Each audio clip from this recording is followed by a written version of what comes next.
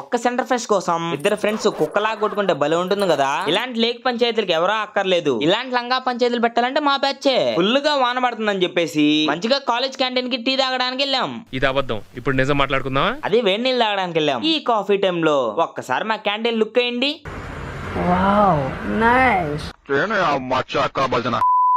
పామాయిలే ఇది పులిహార బాస్మతి రైస్ తో చేయలేదా? దీనిలో ఉప్పు లేదు.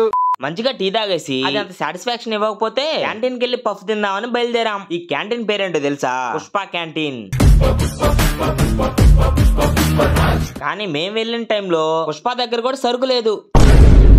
ఇంకేం చేస్తాం, సెంటర్ ఫ్రెష్ తీసుకున్నాం. కానీ వాటి కోసం మా సుందరగాడు గొడవ. ఇది గొడవ అయిపోయిన తర్వాత యాక్చువల్ గా వీళ్ళు చేసిన గొడవ